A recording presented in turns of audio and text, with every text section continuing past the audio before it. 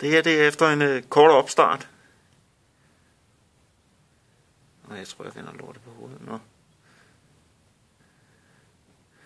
Det er tydeligt at se, der er meget skumdannelse i olien.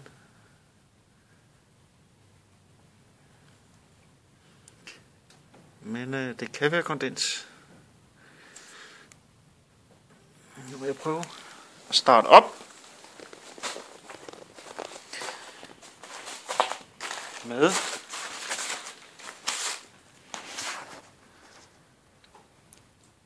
termostaten taget ud på kølevandet, fyldt helt op til kanten. Så burde der komme bobler, hvis der er utæt på kompressionssiden op mod kølevandet. En anden lille test, jeg laver nu, når jeg gør det. Det er udluftningsslangen for krumtaphuset. Burde den heller ikke blæse voldsomt. Som sagt, det kan være kondens. Vi starter op. Det er lidt svært her med en hånd. Halv choker.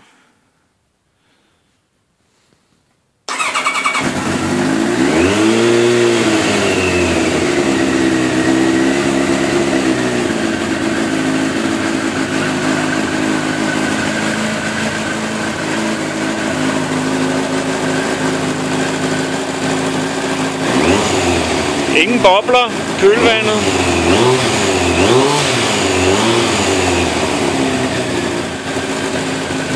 Betragter jeg som gode tegn.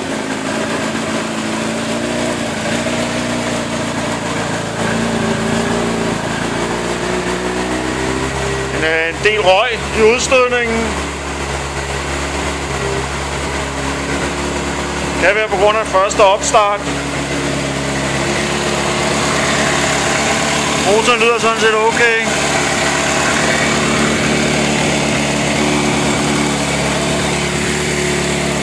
Sidste.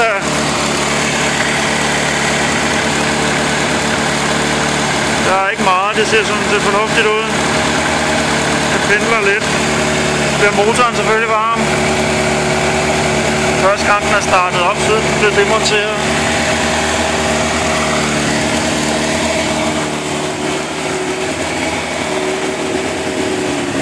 Kommer der bobler.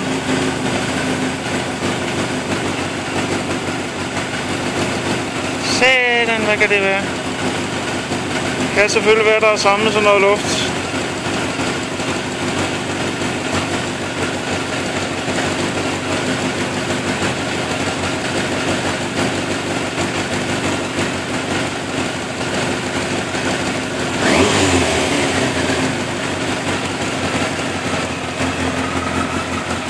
Jeg har læst, man kan teste, om der er puls i køleslangen.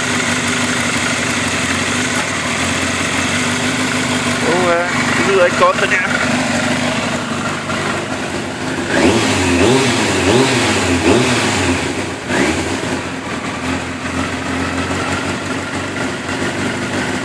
Jeg prøver at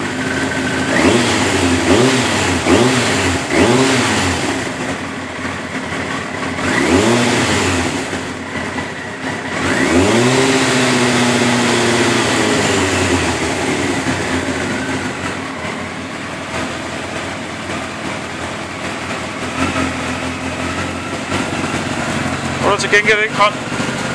Nu er der ikke mere. Der er ikke mere røg i udstødningerne. Det trækker som gode tegn. Motoren damper lidt.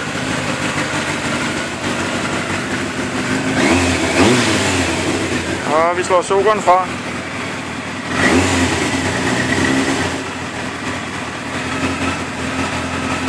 Selvfølgelig vil vandet stige, når vandpumpen den kører hurtigere. Derfor er det jo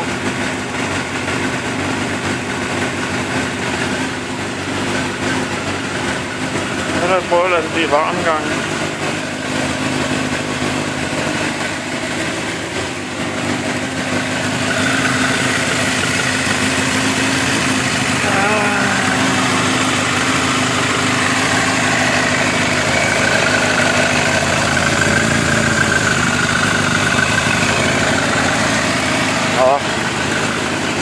slukker lige.